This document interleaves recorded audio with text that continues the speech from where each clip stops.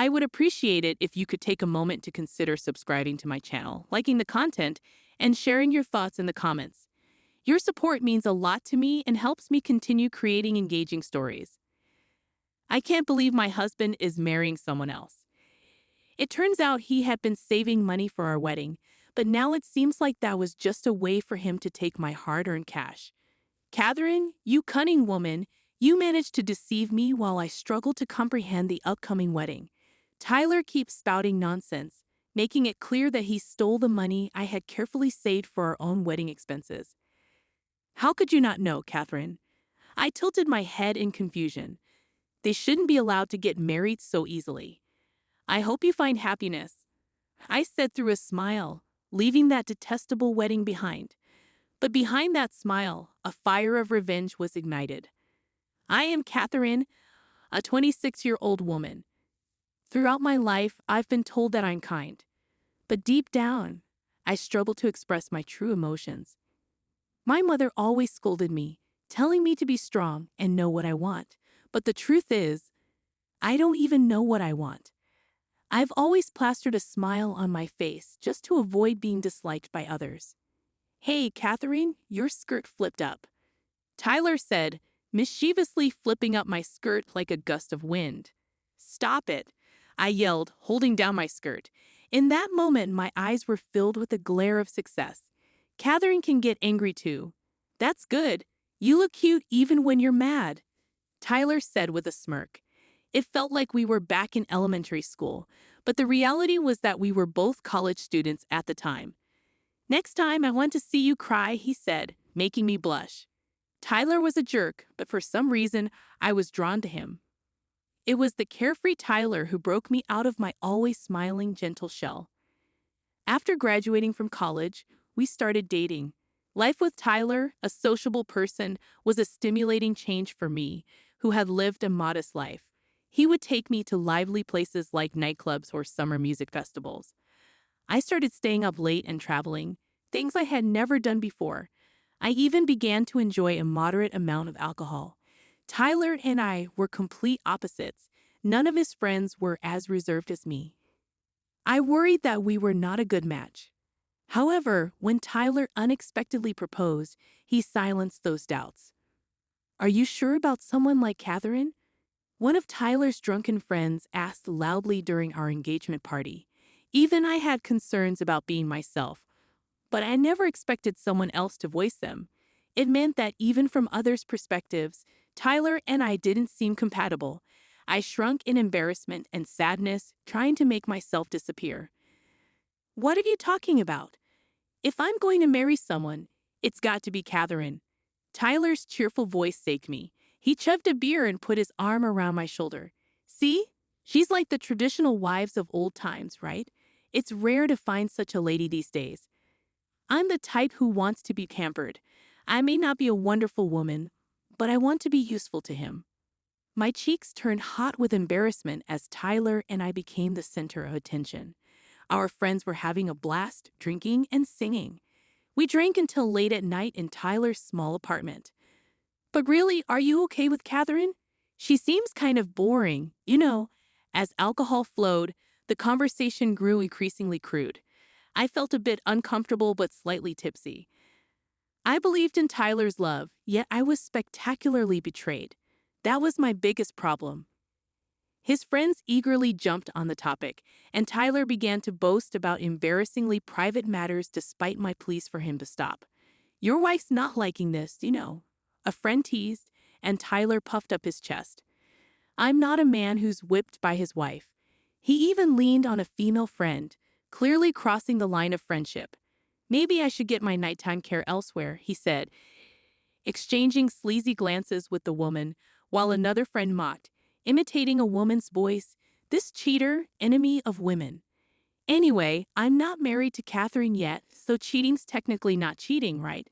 Maybe I should play around more while I still can. Tyler's joking words didn't sound like a joke. He was embracing the woman, clearly crossing a line. Tyler, you've had too much to drink. Let's take a break. I pretended to be concerned, attempting to separate them. Tyler, man, you're the worst. Cheating is not okay, married or not. A friend laughed and lectured, though they weren't really defending me. Tyler seemed to calm down momentarily. He scratched his chin, nodded, and opened a drawer in the cabinet. What he took out was a marriage certificate. Look, everyone! As you can see, I'm marrying Catherine. I love only Catherine. I would never cheat, he declared, swaying his body unsteadily while being terribly drunk. We had filled out that marriage certificate right after he proposed. It was decided that our marriage registration and wedding would take place about a year later, on November 22nd. We would start living together after that. As Tyler declared his intention, everyone cheered and congratulated us, and I was immersed in joy. But the warmth in my heart rapidly cooled after that. All right, I'm off, Tyler. Take care.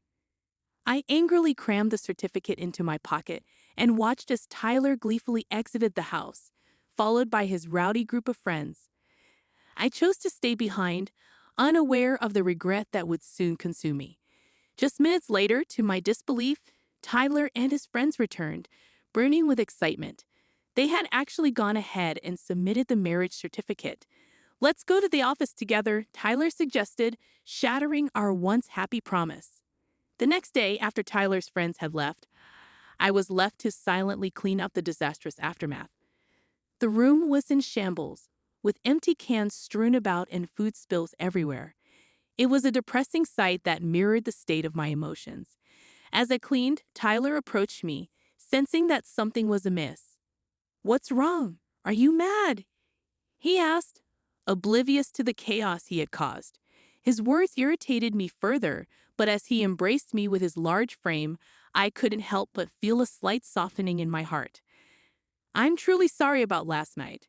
I know wild parties aren't your thing," Tyler apologized. "How about we go on a relaxing date to the aquarium next time?" Despite everything, Tyler's kind gesture momentarily eased the tension between us. There was no use crying over spilled milk. Perhaps we could turn our wedding day into our anniversary. I had initially envisioned a modest ceremony, but Tyler, always one for grandeur, would likely want to invite a multitude of friends. He was the type who wanted to revel in the spotlight on his big day. After all, a wedding is a once-in-a-lifetime event, or so they say. You don't have to come if you don't want to. The atmosphere gets sour when you're around, and it dampens the mood, I confessed, hoping he would understand. Tyler, who was usually cheerful, suddenly grew serious. "Who do you think you are? Acting like you own me? If you keep meddling, we can break up right now," he retorted, leaving me speechless. Was it truly okay for us to continue like this? Could I really go through with marrying someone who treated me this way? Even my mother, whom I hadn't consulted, began to worry. But I reassured her, assuring her that Tyler and I would be fine. I was no longer a child to be scolded by my parents. As I repeated those words in my mind, Tyler, who had been cold and distant, surprised me with his sudden warmth. "Catherine, you're really a good woman," he confessed, causing my cheeks to flush. I had no doubts that we would smoothly proceed with our wedding. However, one Sunday, a strange phone call shattered my illusions. One of Tyler's friends cheerfully informed me that I was late. Confused, I confronted Tyler, only to find an uninvited woman standing beside him. "Look, the bride Katie showed up," one of his friends laughed uproariously. Memories of a past drinking party flooded my mind, where Tyler and Katie had been uncomfortably close. Suddenly, it all made sense. Surveying the venue, I noticed Tyler and Katie exchanging demure glances. This wasn't some cruel joke. It was a real wedding. "What's happening?" I managed to choke out, my voice trembling. Tyler, with a smirk on his face, called me a good woman, mocking my convenience. "You were just a means to an end, Catherine. It was your money that made this extravagant wedding possible," he sneered. His words struck me like lightning, and a realization dawned upon me. Could it be true? No, it couldn't. But I couldn't afford to hesitate any longer. The unthinkable was happening before my eyes. "Bingo," I said, my voice filled with embarrassment, sadness, and above all, fury. A boiling rage surged within me, unlike anything I had ever experienced. Dressed in casual attire amidst the elegantly dressed guests, I must have appeared like a pathetic ex-girlfriend. Tyler's parents, whom I had met just 6 months ago for a marriage introduction, stared at me with open disdain. Couldn't they see the untrustworthiness that radiated from their son? His friends were no different. It was then that I realized the absurdity of Tyler's surroundings. "Hope you find happiness," I said, forcing a smile as I left the detestable wedding behind. But behind that smile, thoughts of revenge consumed me. 30 minutes later, Tyler trudged back to his apartment, only to find me waiting for him. "Did you think you could do this on your own, Tyler? You're the one who submitted the marriage certificate, right?" I thrust my smartphone in his face and played a video. It captured the day Tyler and I registered our marriage. "I'll make Catherine happy for a lifetime," he had shouted, an unimaginable statement given the current circumstances. An undeniable fact emerged. A drunken Tyler and his friends had impulsively submitted the marriage certificate, only for him to completely forget about this significant life event. Blindness may be attributed to love, but my eyes were no longer clouded. Tyler, who always appeared fun and vibrant, was nothing more than an irresponsible and thoughtless man. "Get a divorce quickly. Why should I be married to someone like you? It's absurd," I declared, my voice filled with determination. Tyler, unable to accept the blame, began throwing a fit, shifting all responsibility onto me. In that moment, I regretted ever marrying such a selfish man. But I refused to let his actions define my future. I had been naive, but no more. It was time to unleash my own revenge, to show Tyler the consequences of his actions. Oh, what a tangled web we weave. But once the deed is done, why not seize the opportunity for a little sweet revenge?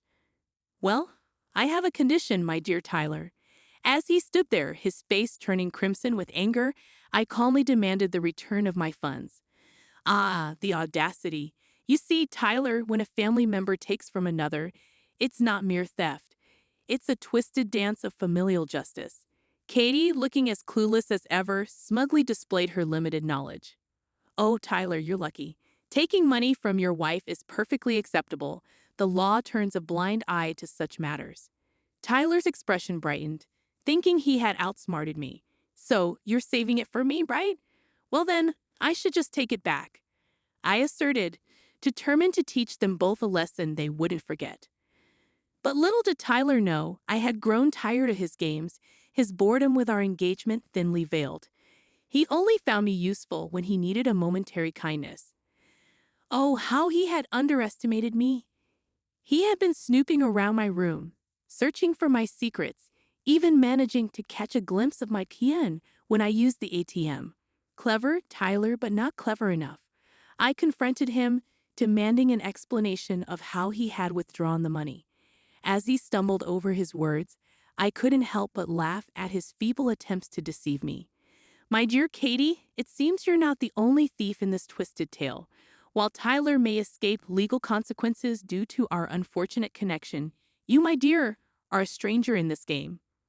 The police would surely come knocking at your door."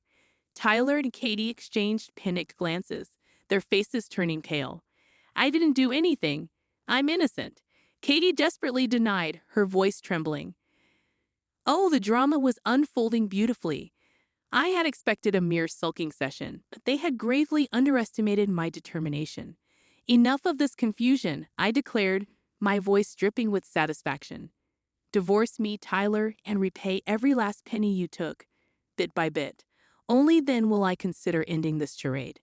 Tyler clenched his teeth, his face contorted with anger, while Katie let out a shriek, fearing the loss of their impending marriage. "Divorce quickly. We can't proceed with our plans otherwise. You were so careless to get pregnant, Katie. Have you no thought for the future? Once that child is born, your priorities will shift and fun will become a distant memory." I couldn't help but impart a dose of common sense onto this irresponsibly entangled couple.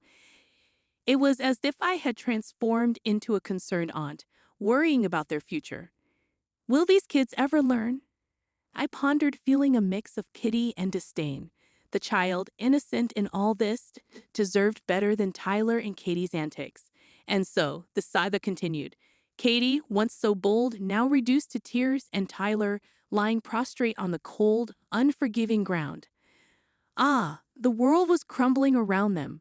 The $60,000 Katie's father had loaned them was safely returned, and with the money back in my possession, Katie showed a flicker of remorse. She managed to secure a suspended sentence, but I wasn't finished with her yet. Oh no, I demanded alimony for the pain and suffering they had caused, for the sheer joy they found in ruining other people's happiness. My dear Katie, you have a terrible personality, and it comes with a hefty price tag. How much money do I want? Well, let's just say it's a number that will make your head spin. And then, in the midst of it all, a heavily pregnant Katie confronted me, her swollen belly a testament to their reckless actions.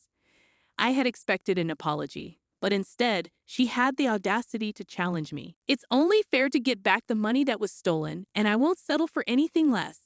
And by the way, I won't slack off or indulge in any entertainment until I've paid my dues. Katie, healthy and vibrant, was given no respite until just before childbirth. Tyler, on the other hand, attempted to escape multiple times, only to be caught and dragged back to his self-imposed prison. The blame game ensued between the two, each pointing fingers at the other for their unfortunate predicament.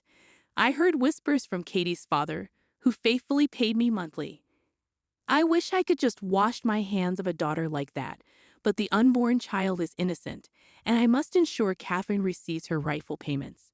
You must value your own feelings too, I whispered to myself, finally allowing the tears I had held back for so long to flow freely. In that vulnerable moment, I sought solace in the embrace of my stern mother, who had always been my biggest supporter. I returned to my parents' home, feeling like a child again, indulging in my mother's delicious cooking and engaging in playful arguments with my father. It was a temporary respite from the chaos that had consumed my life.